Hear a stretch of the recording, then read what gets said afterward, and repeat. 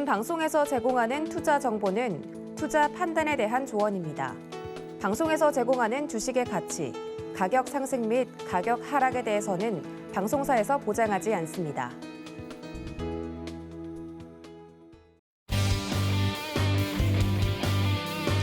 네, 급이 다른 정보가 온다. 블랙라벨 주유소 여러분들, 오늘은 강의 시간 또 준비가 되어 있습니다. 2부는 계속해서 여러분들을 위한 정보들 전달해드리고 있는데요. 시장이 어려우면 어려울수록 우리 전문가님들의 이야기가 더욱더 간절해지는 것 같습니다. 강의 들으시면서 궁금한 점이 생기시면 언제든지 전화, 문자로 문의를 주시면 되겠고요. 오늘도 시장이 어려웠던 만큼 명품 강의 기대해 보도록 하겠습니다. 오늘 여러분께 양질의 정보를 전달해 주실 전문가님 누구신지 함께 화면으로 만나보시죠.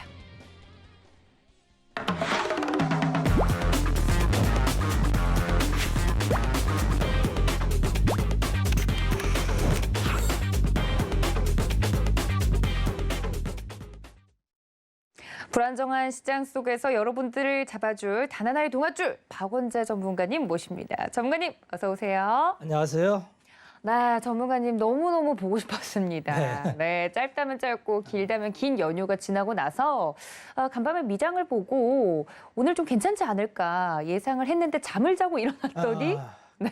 그러게나 말이에요. 그러게나 말입니다. 네. 장이 너무 좋지 않아요. 시장이 참 투자자를 이렇게 자주 배신을 합니다. 그러니까요. 시장이 원래 그렇다는 거를 좀 받아들이는 과정이다 생각하면은 이것도 좀 투자 과정의 훈련 이렇게 보시면 좋을 것 같은데 네. 사실 힘들죠. 네. 내 계좌가 깨져나가고 고통스러운데 이거를 그냥 훈련 과정이다 이렇게 치부하기에는 네. 내일 장이 또 걱정되죠.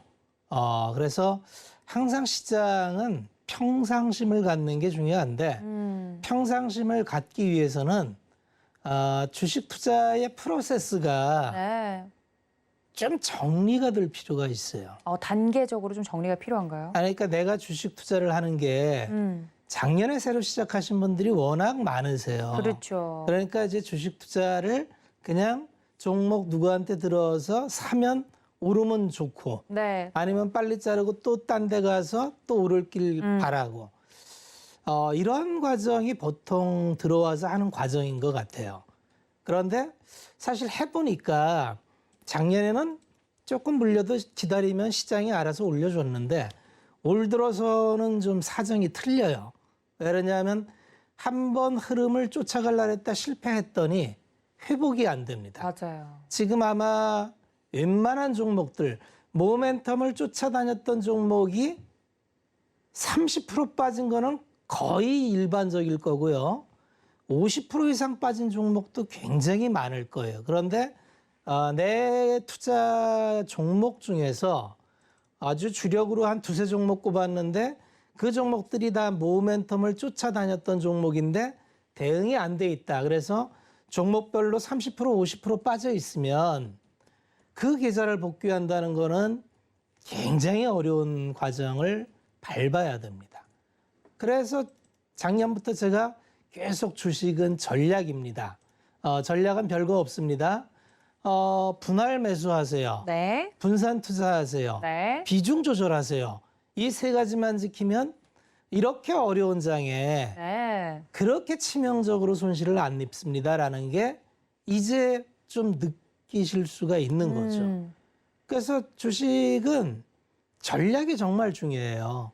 그래서 내가 주식시장은 오늘 하고 내일 하고 끝낼 게 아니잖아요. 네. 우리가 평생 해야 될 일이라고 생각을 한다면 이 일을 어떻게 수행할지에 대한 매뉴얼이 필요하다 그랬잖아요. 그렇죠. 그래서 매수는 어떻게 하고 종목 선정은 어떻게 하고 포트폴리오 구성은 어떻게 하고 그래서 위험 관리는 어떻게 하고 이런 매뉴얼을 가지고 해도 힘든데 네. 그냥 느낌대로 하면은 지금 이제 어떤 심정이 들 거냐면 아이 큰일 났는데 모르겠다.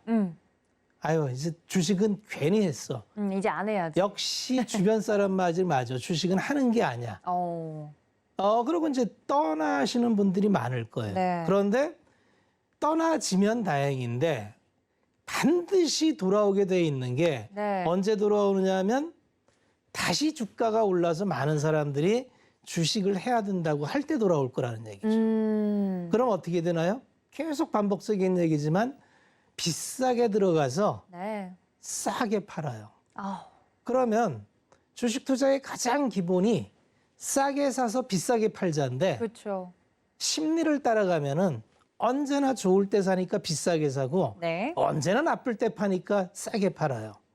그래서 개인 투자자의 대부분이 주식 투자를 통해서 수익을 못 냅니다. 이거는 그냥 역사적 통계예요. 네. 그래서 이걸 수익으로 전환하는 매뉴얼만 만들면 네. 이 주식시장은 평생 나한테 음. 때마다 뭘 주는 정말 곳간 창고가 되는 거예요. 어. 곳간 창고. 그래서 계절성도 있고 네. 산업 사이클도 있고 그다음에 뭐 몇 가지만 지켜도 돼요. 이를테면 뭐 계절주, 그렇죠. 뭐 매번 오는 정치 것들이요. 선거 되면 테마주, 그다음에 산업 사이클로 보면은 도입부에 들어가는 거. 그래서 작년에 제가 이제 신재생이나 2차 전지는 산업이 캐즘을 출발했으니까 이렇게 출발하는 기업은 롱텀으로 간다. 그래서 이 사이클은 꽤 길게 봐도 좋다 하는 거를 들고 그 사이클을 가도 좋고. 그래서 그러한 매뉴얼들을 하나하나 쌓아놓고 그걸 스스로 적용해서 한번 실현이 되면 그다음에 주식시장은 똑같은 일이 반복됩니다. 달라지는 게 없어요. 그러니까 다음에는 형태는 달리하지만 똑같습니다. 사이클 산업은 사이클을 탈 거고 새로운 기업은 새로운 신성장 어떤 동력을 가지고 출발을 할 거고. 네. 그래서 다시 한번 말씀드리지만 이게 쉽지 않아요. 주식 투자 매뉴얼을 내 걸로 만든다는 게 쉽지 않은데 어렵지만 해볼 만한 가치가 있다는 거죠. 쉽다는 말씀을 드리는 게 아닙니다. 네. 그리고 쉽게 해서도 안 됩니다. 그렇죠. 그런데 그 고비를 넘으면 너무나 보상이 커요. 근데 그 고비를 못 넘으면 이거는 하면 안 돼요. 정말 하면 안 됩니다. 왜냐하면 내 삶에 도움이 되고자 했던 투자가 아주 내 삶을 굉장히 어렵게 만들 수도 있어요. 그래서 다시 한번 말씀드리지만 어렵지만 한번 해보자는 마음, 제대로 한번 해보자. 그렇죠. 사람이 해보고 나서 아예 난 못하겠다 하는 것과 네. 뭘 해보지도 않고 이렇게 그냥 포기하는 거하고는 틀리거든요. 그럼요. 다르죠. 완전. 이게 안 해봐서 못하는 사람이 많아요. 이게 어려운 거는 아니에요. 네. 그런데 그 대부분이 이제 심리이기 때문에 심리가 안 되는 사람들은 사실은 좀 안 맞아요. 그런 분들은 굳이 주식을 하실 필요는 없습니다. 네. 그러신 분들은 그냥 뭐 주식을 안 해도 다른 잘 살 재테크 수 방법 있잖아요. 많잖아요. 네. 네. 뭐 또 재테크를 안 하면 뭐 다른 쪽에 재능이 있기 때문에 그럼요. 네. 그런 걸 하시면 되는데 근데 가급적이면 이제 좀 이걸 배워서 네. 이 하면은 주식 시장은 안 없어지잖아요. 그럼요. 네, 내 돈이 없어지고 내 삶이 다 하는 거지. 내 삶이 다 하고 나서도 주식 시장은 있을 거예요. 네. 그러니 해볼 만한 가치가 있다. 이런 말씀을 드리면서 네. 오늘도 이제 시장이 불안해지면 많은 분들이 불안해하세요. 네. 시장 그래서, 봐달라고 하시죠. 저희가 이제 강세론을 몇 번 말씀드렸는데 여전히 강세론을 유지합니다. 네. 다만 달라진 게 몇 개 있어요. 강세론을 유지했던 근거는 이겁니다. 작년에 팬데믹이 터지면서 100년 만에 오는 바이러스로 전 세계가 멈췄어요. 그러면 전 세계가 세상이 멈췄는데 리더 그룹에서 이를테면 정부나 이런 곳에서 가만히 있지를 않아요. 그래서 이 멈춘 세상을 돌리기 위해서 여러 가지 조치를 취하는데 대체적으로 정책적 방향은 두 가지라 그랬죠. 통화정책과 재정정책을 통해서 경기를 부양화시키는 조치를 취합니다. 그래서 작년에는 경기는 올라오지 않았는데 돈으로 그냥 시장을 쏟아 부어다 보니 유동성장이 펼쳐진 거예요. 그래서 돈의 힘으로 시장을 바닥에 있는 주가를 빠르게 올렸어요. 그래서 다시 복기를 해보면 수익력이 가장 좋은 구간은 유동성 구간이다. 시장에 돈이 펌프질해서 마구마구 들어오기 때문에 그 돈으로 자산을 사기만 하면 다음에 펌프질하는 돈이 돈을 올려요. 그래서 유동성장이 쭉 갔어요. 그리고 그때 전제가 이 팬데믹은 극복이 된다. 그래서 작년 가을에 연말에 주가가 팡 뛰었을 때를 돌이켜 보시면 백신이라는 게 나왔어요. 이게 게임 체인저가 될 줄 알았어요. 그래서 야, 백신이 도입되면은 우리는 위드 코로나를 하는 거야. 코로나는 이제 저 멀리 가고 우리는 옛날처럼 살 수 있어. 그러면 우리는 이제 이전 소득도 받고 돈 많으니까 보복 소비를 해야지. 이렇게 준비하고 있었던 거죠. 그러니까 경기는 빠르게 회복될 거라는 기대감이 있었어요. 그런데 새해 들어서 델타 변이라는 고약한 게 나왔어요. 그래서 세상이 빠르게 위드 코로나로 갈 줄 알았는데 아직도 우리는 코로나의 영향권에 살고 있어요. 근데 형태는 다르지만 머크사에서 이번에 경구용 치료제를 FDA에 긴급 사용 승인 신청을 했어요. 어째 패턴이 작년 말하고 비슷하지 않습니까? 작년에도 백신이 나오면 위드 코로나를 했고 이번에는 이거 경구용 치료제 나오면 이제 약 먹으면 끝나는 거 아니야? 이런 기대감이 있겠죠. 그러니까 이건 오케이. 그러니까 1년 동안 지연이 됐어요. 그런데 우리는 아직 보복 소비를 해본 적이 없어요. 그죠? 우리는 코로나를 극복하고 해외에 나가본 적도 없고 그러니까 이게 어떠한 사회현상을 바꿀지 아직 우리는 경험하지 않은 상태니까 이게 되면은 경기에 대한 기대감이 있다 없다? 있습니다. 왜냐하면 우리는 아직 코로나 시대에 살고 있어요. 사회적 격리 두기도 유효하고 사람들 모일라면 뭐 합니까 거기?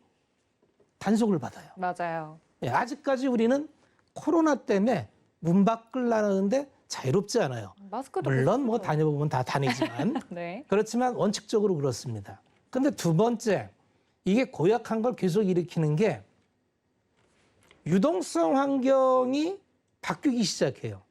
유동성 환경이 연준에서 왜 바뀌느냐 하면 물가가 올라가는데 물가가 올라가는 원인이 코스트 푸시 인플레이션이 오는 거예요. 왜 그러냐면 생산하는 원자재가 전부 사람이 노동집약적으로 하는 게 이제 많은데 이를테면 뭐 탄광이나 석유 시추나 원자재를 캘려면 노동자가 많이 필요할 텐데 이 이 1차 산업 가공하는 건 대개 이머징 국가에 있어요. 근데 이머징 국가는 백신도 지금 처방이 안 돼 있어요. 그러다 보니까 일할 사람을 구할 수가 없어요.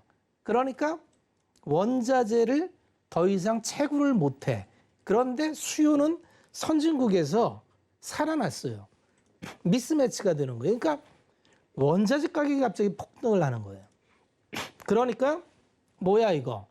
우리가 생각했던 물가는 일시적으로만 오르고 물가는 오르기 어렵고 돈은 계속 풀어주고 이게 이제 깨졌죠.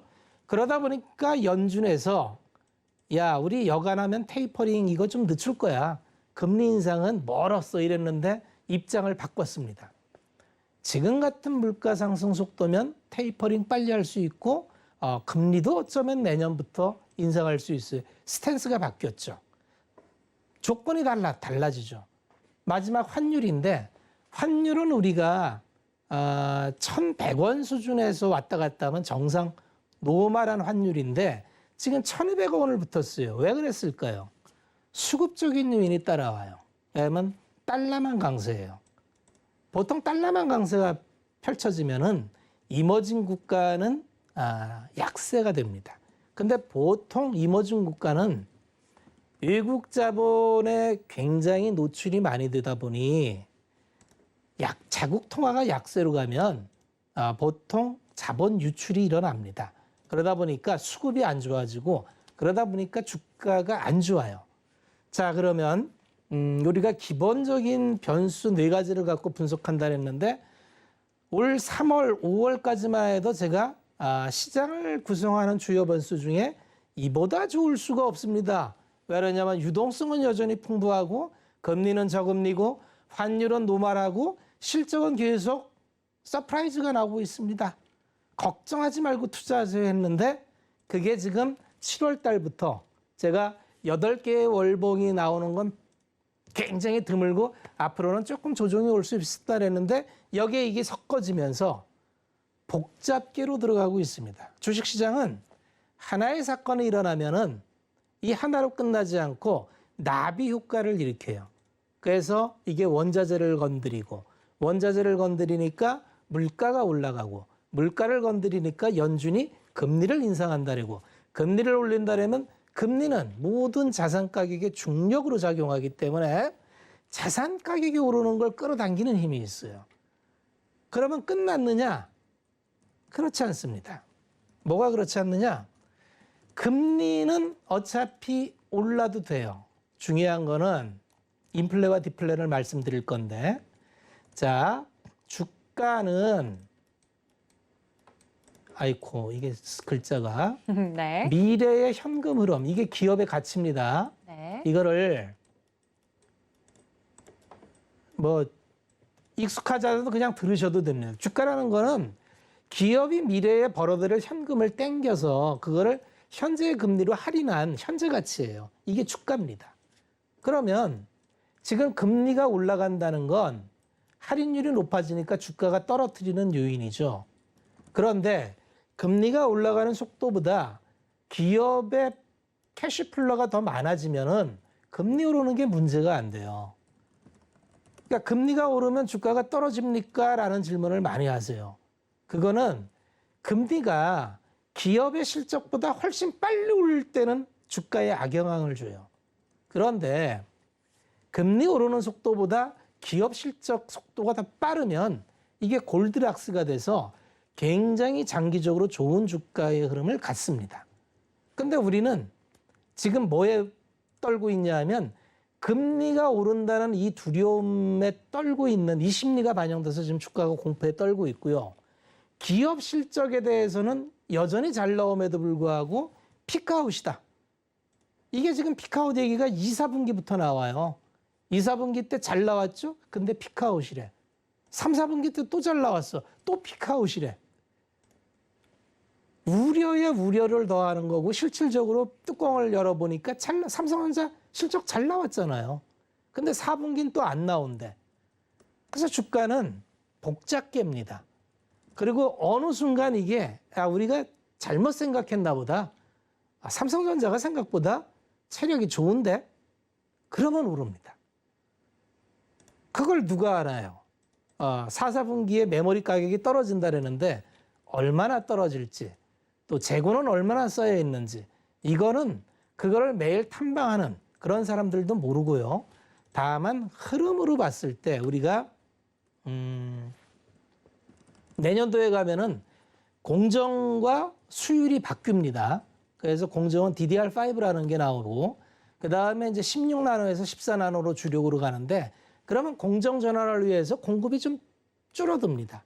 그리고 가격은 오르고 제조업체 베이스로 보면은 꽤 유리한 환경이에요. 지금 시장이 우려하는 거는 소비업체 쪽에 재고가 많다는 건데 근데 생산업체는 재고가 없어요. 그럼 이게 어떻게 작용할지는 모르는데 오늘 왜 빠졌느냐? 태주주가 세금 내려고 판대잖아요. 주식은요, 파는 사람이 많으면 무조건 빠집니다. 펀더멘탈하고는 무관해요. 오늘 빠진 건 펀더멘탈하고는 무관하게 빠진 거예요. 그러면 싸게 사면 좋잖아요. 근데 언제 올라올지 모르죠. 이 싸움을 해야 됩니다. 이 싸움을 해야 돼요. 그래서 요거 하나, 두 번째, 가장 중요한 거는 경기가 계속 올라가야 돼요. 경기가 죽어서 이제 하강 사이클로 떨어진다 그러면 주식시장은 좀 피하는 게 좋습니다. 이 사이클을 정확히 맞출 수는 없지만 어쨌든 경기가 고점 찍고 떨어져요. 내년에 역성장해요. 그러면 주식은 비중을 많이 줄여야 돼요. 근데 지금 어디를 봐도 역성장은 아닙니다. 성장률이 둔화되는 거지. 이건 좀 구별을 하셔야 돼요. 그래서 그거를 빠르게 데이터를 가지고 역성장이 아니라는 걸 잠깐 보여드리겠습니다. 빠르게 갈게요. 자, 재고예요. 미국은 소비 국가죠. 전 세계의 소비를 하는 국가는 선진시장은 소비, 이머징은 생산입니다. 그래서 미국이 만약에 소비를 멈추면 세상은 멈춘다 이렇게 보면 돼요. 그런데 미국 소매업 매출을 보니까 재고가 이렇게 떨어진 게 보이시죠? 재고가 없어요. 그리고 매출은 늘어나고 이 얘기는 뭐죠? 견조하다는 얘기예요. 수요가 견조하다는 얘기고 그다음에 장기물이 금리는 올라간다는 얘기예요.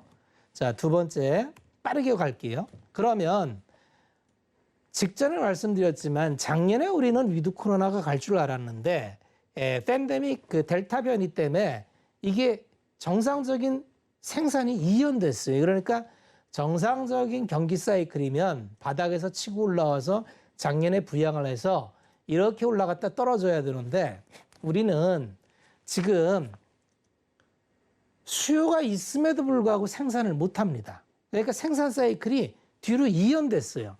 이게 생산 지연입니다. 피크 친 게 아니에요. 우리는 생산이 딜레이 돼서 경기 사이클이 이연된 겁니다. 쉽게 얘기해서 미국의 예를 보면은 이제 목재 가격이 굉장히 올라갔다 떨어졌는데 이 원자재 가격이 이렇게 오른다는 건 수요가 있다는 얘기죠. ISM 제조업 지수도 올라갑니다. ISM 제조업 지수가 60에 닿았다는 건 경기 침체가 아니에요. 이게 50을 떨어져야 침체입니다. 지표로는 지금 경기 침체를 얘기할 만한 근거가 약해요. 세 번째는 미국의 가계 소비가 정말 중요한데 미국이 그동안에는 부채 서프라임 모기지 사건 2008년 금융위기 이후에 미국 가계가 굉장히 휘청거렸죠.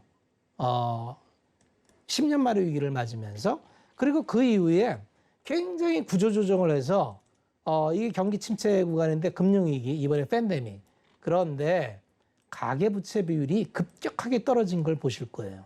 이 얘기는 뭐냐 하면 미국 가계는 소비 여력이 많다는 겁니다. 옆에 보면 중요한 거는 임금이 올라야 돼요. 물가가 오르는데 임금이 안 오르면 경기는 꺾입니다. 물가가 오르는데 임금이 올라가면 경기는 지속돼요. 그런데 미국 임금이 오르고 있어요. 그것도 꽤 많이 오릅니다. 중요한 건 이게 가격 전가가 돼야 되는데 가격 전가도 된다는 걸 보일 거예요. 그리고 미국의 소매 판매 재고가 없어요. 올 연말에 미국은 11월 달에 이제 프라이데이랄에서 이제 소비 시즌이 다가오는데 올 소비 시즌은 할인 못할 것 같아요. 왜 그러냐면 물건을 공급할 수가 없어요. 소비는 왕성한데 물건을 못 대는 상황입니다. 자, 그리고 미국 주도로 이제 앞으로는 가처분 소득이 늘어난다는 거예요. 지금까지는 이제 중국이 지난 10년 동안 역할을 많이 했는데 앞으로는 가처분 소득이 미국만 늘어나고 이렇게 쭉 올라오는 거 보시죠. 왜 이랬을까요? 정부에서 이전 소득을 많이 줬습니다. 미국은요, 코로나로 가계가 타격을 하나도 안 받았어요. 자영업자는 신고한 매출 세액 기준으로 보전을 매출로 다 해줬어요. 가계는 지금 여력이 있습니다. 그리고 비용이 올라가요. 생산 비용이 올라가는데 판매 가격도 올라갑니다. 가격 전가가 이루어지고 소비도 이루어지고 있다. 자, 저는 계속 경기에 대한 얘기를 하는 겁니다. 이 시장이 죽으려면 경기가 꺾여야 죽습니다. 만약에 이런 게 꺾인다면은 우리는 주식시장에서 조금 멀리가 있어야 돼요. 자, 얘기하죠. 임금이 올라야 된다고. 임금 오르고 있어요. 이건 뉴스 자주 보시죠. 저임금 근로자, 서비스업 종사자도 올라가고 중임금, 고임금 다 올라가고 있습니다. 그리고 미국 인구가 이제 이민 억제 정책에 의해서 감소하는데 신규 주택 건설이 계속적으로 올라가고 있어요. 그리고 계속적으로 건축 허가 면적이 올라갑니다. 투자가 이루어지고 있다는 얘기입니다. 그리고 물가 상승률 전망이 일시적이랬다가 이제 말이 바뀌기 시작했어요. 물가 상승 전망이 연준에서 계속 올라갑니다. 얘기했지만 물가 상승이 올라가는 게 나쁜 게 아닙니다.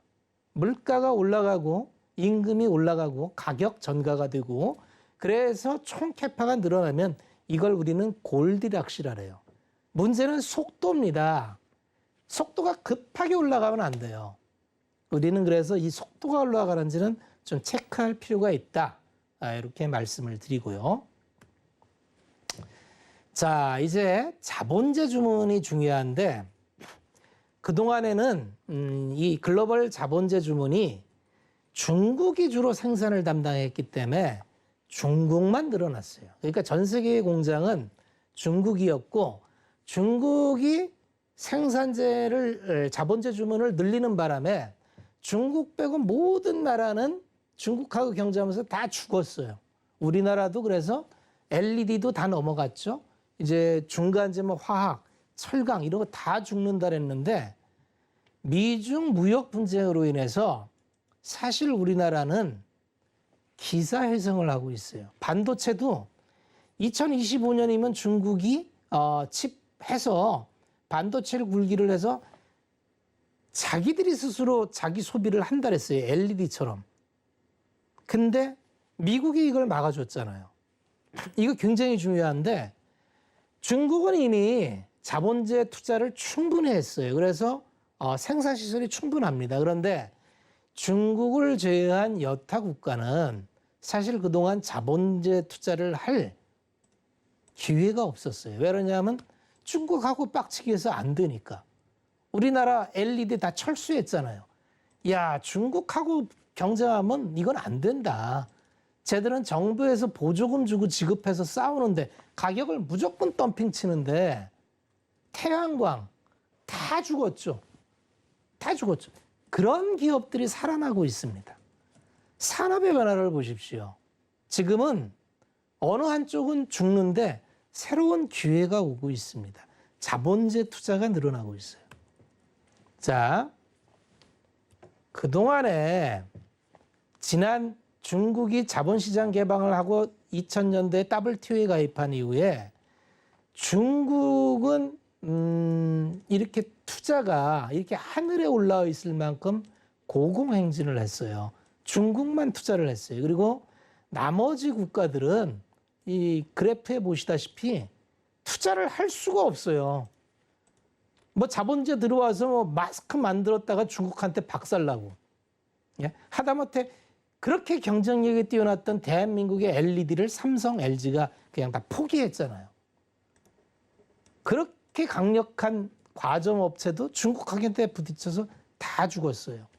그런데 미국 기업들이 기계를 사들이고 있습니다. 리쇼링을 한다는 거죠. 이게 얼마 만에 나오는 건지 모릅니다. 그래서 미국의 캐펙스가 올라오고 있고 자본재 주문 금액이 이렇게 올라오고 있어요. 이게 금융위기 이후에 처음 있는 일이에요. 그럼 여기서 어떠한 나비 효과가 올지를 좀 고민을 해봐야 된다는 거죠. 투자는 참 이렇게 복잡계잖아요. 익숙치 않은 사람들한테 이런 걸 하십시오가 아니라 흐름을 이제 우리가 이해하려고 보면은 이렇게 저처럼 방송에 나와서 얘기하는 사람들 얘기를 들어보면은 저 사람 말이 맞다 틀리다는 구별이 돼야 돼요. 제가 틀릴 수도 있습니다. 하지만 적어도 이런 차트나 이런 것들은 팩트를 가지고 하는 거기 때문에 이게 다음에 이제 틀리면 틀린 교정 자료가 나오겠죠. 근데 지금의 흐름은 투자자라면 이해하려고 해야 된다는 거죠. 이해하면서 따라가야 된다는 거죠. 그래야 우리가 투자를 할 수 있다. 그런 얘기입니다. 그래서 다시 한번 말씀을 드리지만 전 세계에는 이제 공급 과잉인 줄 알았어요. 왜냐하면 뭘 만들 수가 없어요. 중국이 물량을 쏟아내니까. 그래서 공급 과잉인 줄 알았는데 지금은 생산을 늘려도 쇼티지가 납니다. 제가 계속 말씀드리잖아요. 지금은 경기 고점이 아닐 겁니다. 왜 그러냐 하면 물건을 달라 해도 생산이 안 돼서 못 주는 경기 고점이 어디 있습니까? 아니, 설비 투자를 해서 설비가 과잉돼서 너무 많이 생산을 해서 이게 생산업체에도 재고가 쌓이고 유통업체에도 재고가 쌓여서 나갈 소비를 초과하는 공급 과잉이 됐을 때 경기 고점이 생기는 거예요. 언제나 경기의 고점은 공급에서 출발을 합니다. 그런데 공급 과잉인 줄 알았는데 생산을 늘려도 달라는 걸 못 줘요. 자동차 달라라는데 줄 수가 없습니다. 생산을 못 해요. 쇼티지 때문에. 그런데 여기서 경기 고점을 얘기한다는 건 얘기했지만 우리는 지금 코로나를 극복하고 보복 소비가 되는 현장을 경험하지 못했어요. 그래서 그들이 어떤 구매 형태를 보일지, 그러면 생산업체는 적시 대응이 가능한지, 그러면 가동률을 몇 조를 돌려서 2교대 하던 걸 3교대 할지 4교대 할지를 결정을 못 합니다, 지금은. 왜 그러냐면 어떠한 수요 디맨드가 나올지 몰라요. 그래서 지금은 코스트 푸시 인플레이션인데 조만간 디맨드 풀 인플레이션이 올 수 있어요. 그런데 이게 충분한 생산력이 공급되고 수요가 견조하다면 이건 오래 갑니다. 그게 4, 4분기부터 내년까지 우리가 코로나를 극복하고 어떠한 경로를 밟는지를 우리는 추적해 봐야 되죠. 지금은 가능성을 보고 가는 겁니다. 그래서 석유 업체가 이제 지금 쇼티지가 나는 게 ESG예요. 유럽에서 앞으로의 방향은 탄소 중립으로 간다. 탄소 없는 방향으로 간다. 그런데 산업 현장은 준비가 안 됐어요. 그런데 지금 급격하게 신재생으로 옮길 수 있나요? 화력발전소 다 닫고 전기를 어디서 만들죠? 그래서 임시방편으로 LNG 발전으로 석탄은 그럼 떼지 말고 LNG 발전으로 해보자. 그랬는데 LNG가 없네. 아니 그러면 전기는 어디서 구하죠? 이런 문제가 이제 발생한 거죠. 이전 비용이 발생하는 겁니다. 이전 비용을 누가 부담을 할 거냐? 그게 앞으로 경제에 두 가지 기회를 줍니다. 새로운 캐펙스 투자가 무지 일어날 거예요. 기존에 없던 산업이 나오니까 그게 신재생 쪽으로 일어날 겁니다. 2차 전지. 급격하게 전기차로 이전하면서 기존에는 없던 세상에 엄청난 돈이 들어가죠. 이게 뉴 캐펙스입니다. 그리고 새로운 에너지원을 발굴하기 위해서 신재생, 태양광과 풍력, 수소가 모든 국가가 지금 국가 주도로 캐펙스 투자를 주도하죠. 그래서 REC100도 만들고 자꾸 규정을 만듭니다. 페널티도 만들고 각 기업들은 하겠다래고 거기에 들어가는 돈을 한번 생각해 보십시오. 세상의 진리는 돈이 투입되면 아웃풋이 나옵니다. 돈이 들어가면요. 결과가 나오게 돼 있어요. 그게 이제 시작입니다. 이 엄청난 캐펙스 사이클이 이제 시작이에요. 투자하는 사람들은 이런 생각하면 가슴이 뛰어야 됩니다. 2차 전지 경험했잖아요. 그런 게 이제 계속 나올 수 있다는 거죠. 그 사이클이 계속 나올 수 있다는 거죠. 그런데 문제는 전통 산업에 대한 투자는 안 해요. 올드 이코노미에 대한 투자는 안 합니다. 그러다 보니까 올드 이코노미는 이렇게 됩니다. 이 비용을 어떻게 할 거냐는 거죠. 이게 전체 캐펙스 대비 올드 이코노미. 올드 이코노미가 뭐죠? 기존에 해왔던 석화, 석탄 발전, 이 탄소를 함유하는 모든 산업. 이 탄소는 이제 탄소 C1부터 C4까지 있습니다. 그래서 이제 메탄, 에탄, 프로판, 부탄 이렇게 분류를 합니다. 기호별로. 그런데 이게 들어가는 게 많이 배출되는 게 이제 석탄부터 많죠. 그다음에 LNG 가면 조금 덜 쓰고 석유 이런 식으로. 그런데 이쪽에 있는 밸류 체인들은 생각을 해보세요. 저거는 이제 이 악이야, 악. 이 악의 축이야. 이 매 시꺼먼 연기를 뿜어내는 거는 안 돼. 그러면 이 탄광이나 이런 이 석유광이나 이런 거 개발하는데 이건 굉장히 장기 프로젝트예요. 한 7년에 걸쳐서 설계를 하고 자본 펀딩을 받고 시출을 하고 이래야 나오는 겁니다. 지금 부족하다 해서 바로 나오지를 않아요. 그래서 지금 이 난리가 나는 겁니다. 그러니까 캐펙스가 올드 이코노미는 이렇게 하염없이 아래로 떨어지고 있어요. 그리고 새로운 쪽에는 엄청난 돈이 들어가서 새로운 투자가 이루어지고 있고, 이 사이에서 양쪽의 기회가 지금 다 나오고 있어요. 여기는 이제 공급이 안 되니까 가격이 올라갑니다. 요새 다 올라가잖아요. 석탄 가격 올라, 석유 가격 올라, LNG 가격 올라, 원재라고 생긴 거 1차 산업 가공업체 다 올라갑니다. 알루미늄 올라가, 텅스텐 올라가. 그죠? 요새 알루미늄 값이 자동차 때문에 올라가는 게 아니에요. 자동차 때문에만 올라가는 게 아니라 전기차 때문에 올라가는 게 아니고, 알루미늄을 재련하려면 이 전기를 엄청 써야 됩니다. 근데 중국에서 주로 재련을 하는데 전기를 못 주잖아요. 공급이 안 돼. 이런 쪽에 지금 투자 아이디어가 많아요. 그런 걸 잘 보십시오. 그리고 옆에서 보면 자본재 주문 늘어나요. 소매 판매 늘어나고 산업 생산도 늘어납니다. 지표로 보면은 경기가 지금 올라가는 경기지 떨어지는 경기가 아니라는 거죠. 주식에 남아있어요? 도망가요? 남아있어야 된다는 거죠. 경기가 안 죽었잖아요. 그럼 우리는 이 정말 경구용 백신이 킬러 컨텐츠가 돼서 위드 코로나가 돼서 우리가 원하는 곳에 자유롭게 다니고 생산도 원활하고 공급망도 재가동되고 이러면 양적 볼륨이 얼마나 커질지를 한번 생각을 해보십시오. 지금은 공급이 안 돼서 안 돼. 근데 공급이 원활해지면 이럴 때는 현대차가 3분기에 실적 쇼크가 나왔어요.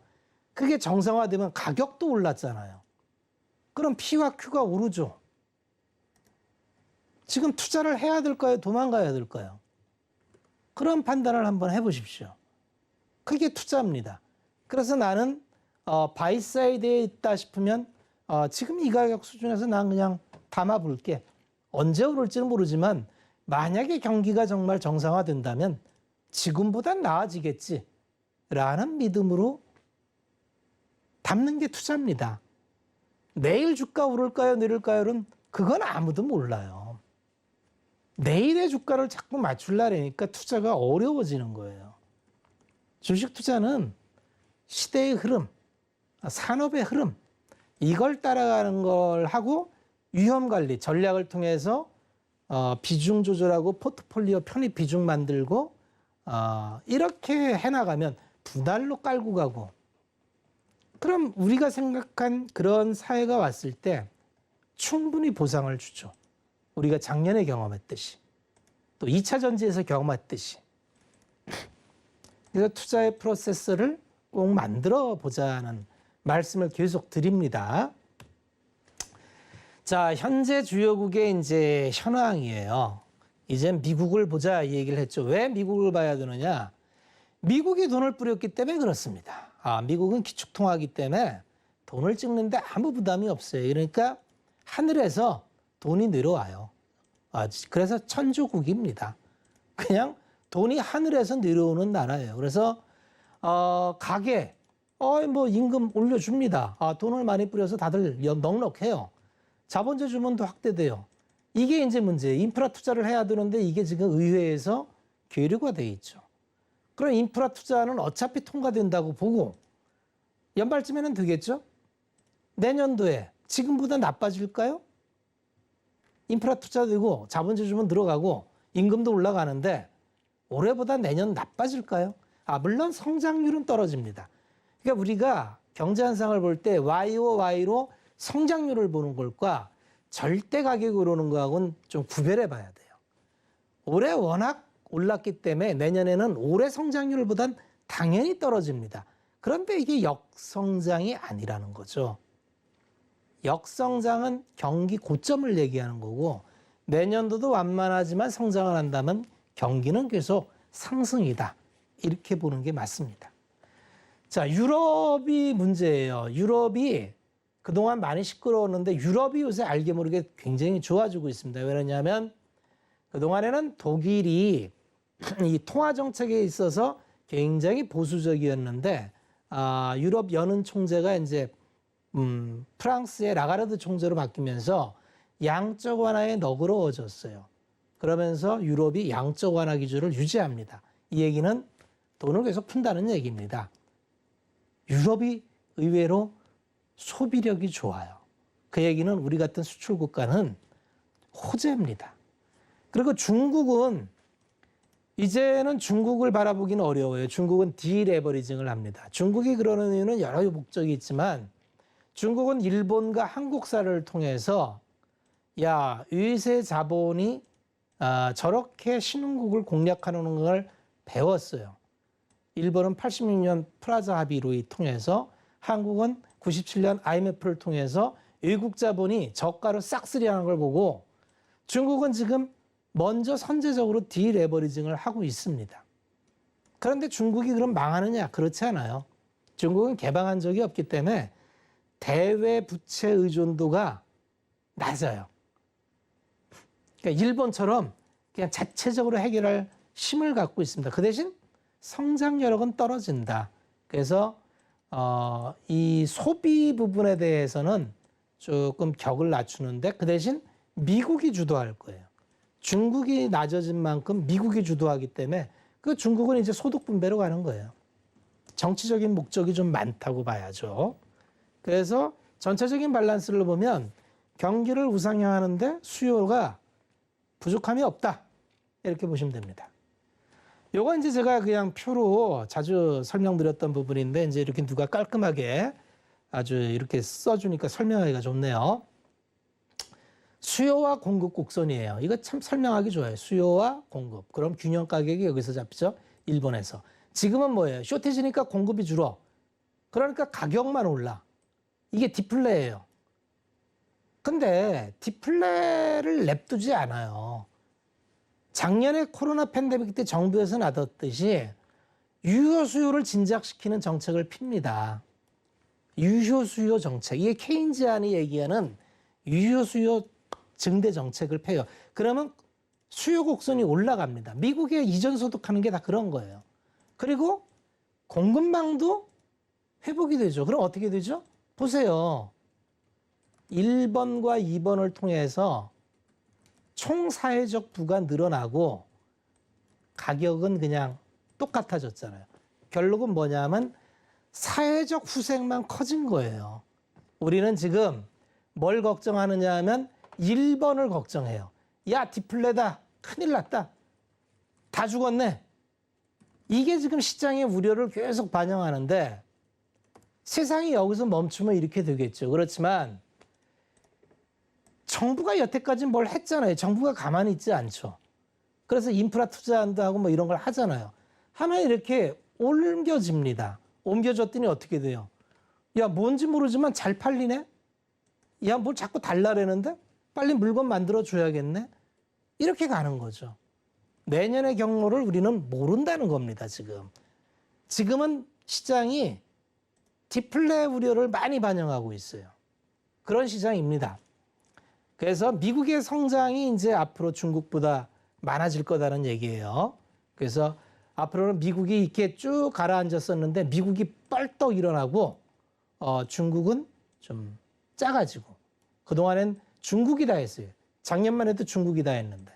그리고 아까 말씀드린 대로 중국은 대외 부채가 작아요. 우리가 IMF 때 이렇게 많았어요. 대외 부채가. 단기채로 의채를 빌려다가 장기 시설 투자를 했기 때문에 장단기 금리 미스매칭으로 우리는 IMF 외환위기를 맞았는데 중국은 절대적으로 대외 부채가 작아요. 그래서 중국이 위기로까지 치닫지는 않을 것이다 라는 겁니다. 자, 다시 한번 정리를 해드리면 원래 자본시장은 미국 주도였어요. 90년대부터 계속 주도했는데 중국이 중간에 잠깐 WTO 들어오고 세계의 공장이 되면서 돈을 버니까 중국이 잠깐 미국이 어려울 때, 미국이 어려워진 건 2008년 서브프라임 때 중국이 올라오는 걸 견제 못한 게 미국이 너무 치명적으로 어려졌기 때문에 중국을 견제 못한 거예요. 이제 다시 중국을 견제하면서 미국 주도의 장이 간다. 그래서 쭉 올라오죠, 그래프가. 미국을 보면 된다. 그래서 중국은 슬로우, 미국은 점프. 이렇게 보시면 됩니다. 그리고 여전히 미국의 재고와 내구재 소비가 탄탄하다. 그리고 유럽도 지금 재고가 소진되고 있어요. 재고가 소진된다는 건 뭐죠? 신규 주민, 리스타킹을 해야 된다는 거죠. 재고를 쌓아야죠. 주문해야죠. 리스타킹, 리오프닝, 그죠?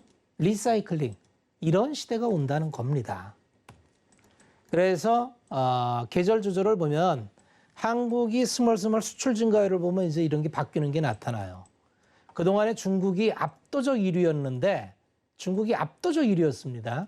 서서히 중국은 소프트랜딩하고 미국이 올라옵니다. 미국과 유럽이 올라와요. 그래서 앞으로의 소비는 미국과 유럽이 주도할 확률이 많고 가격 전가가 됩니다. 단가가 올라가요. 그래서 수출 단가가 올라갔기 때문에 Q만 늘어나면 나쁘지 않습니다. 단가는 올라갔어요. 물량만 올라가면 내년도 기업 이익 괜찮을 확률이 많아요. 지금 걱정하는 게 사라지면 이게 뭐지 왜 이렇게 좋지? 이러는 순간이 올 수도 있다는 거죠. 다만 경로는 어떤 경로를 갈지 몰라요. 다만 지금 이렇게 추적을 해보니 뭐 그렇게 꼭 불편한 것만 있지는 않다. 지금은 쇼티지나 이런 것 때문에 모든 지표가 좀 떨어져 있습니다. 그리고 매일 발표하죠. 수출 증가율. 65년 만에 사상 최고로 수출 잘 되고 있어요. 그죠? 수출에 문제 없어요. 계속 뭐 최고치 경신이잖아요. 근데 또 안 좋게 보면 피크아웃이라는 얘기를 여기도 또 해요. 야, 그거 이제 더는 못 올라가. 더 못 올라갈지 더 올라갈지는 내년에 가봐야 합니다. 지금은 다 가설이에요. 자동차 같은 경우는 달러라도 지금 못 줘요. 그래서 회복을 못 하고 있어요. 왜 그러냐 하면 쇼티지 때문에. 그럼 쇼티지, 공급망이 풀리면 어떻게 될 거냐는 거죠. 정리를 할 시간이 왔습니다. 시장의 주도주는 돌고 돌아요. 어디가 갈지 몰라요.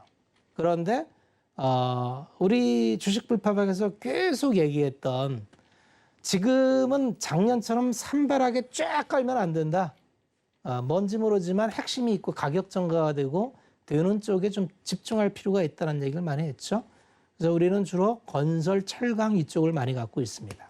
근데 앞으로 조선이나 화학 같은 걸 잘 보세요. 화학이 왜 갑자기 올라오느냐. 오늘 화학주 좋았죠. 왜 올라오느냐. 중국은 석탄에서 뽑아서 화학 에틸렌을 뽑아요. 석탄에서도 에틸렌을 뽑습니다.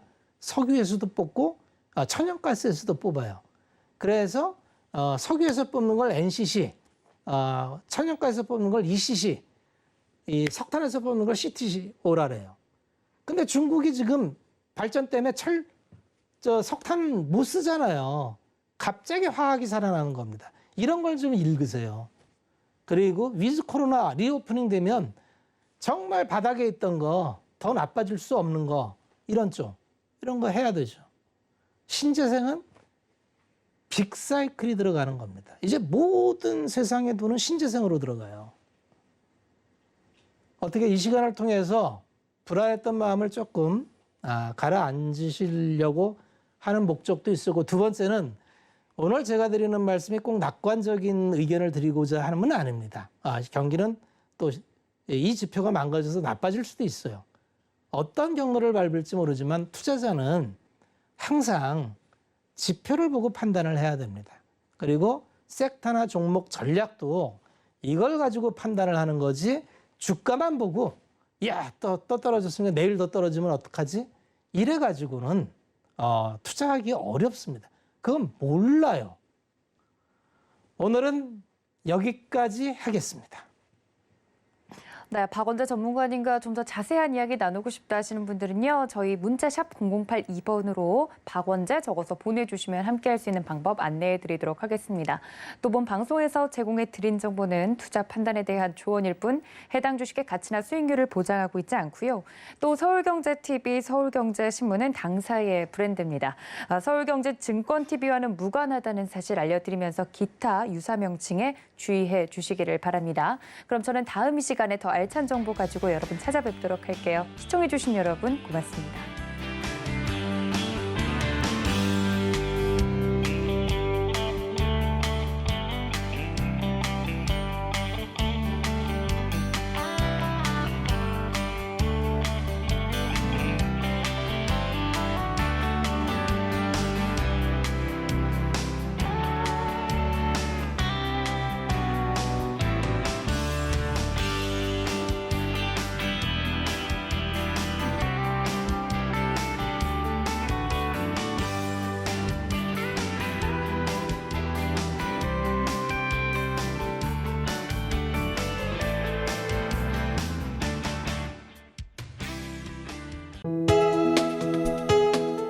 본 방송에서 제공하는 투자 정보는 투자 판단에 대한 조언입니다. 방송에서 제공하는 주식의 가치, 가격 상승 및 가격 하락에 대해서는 방송사에서 보장하지 않습니다.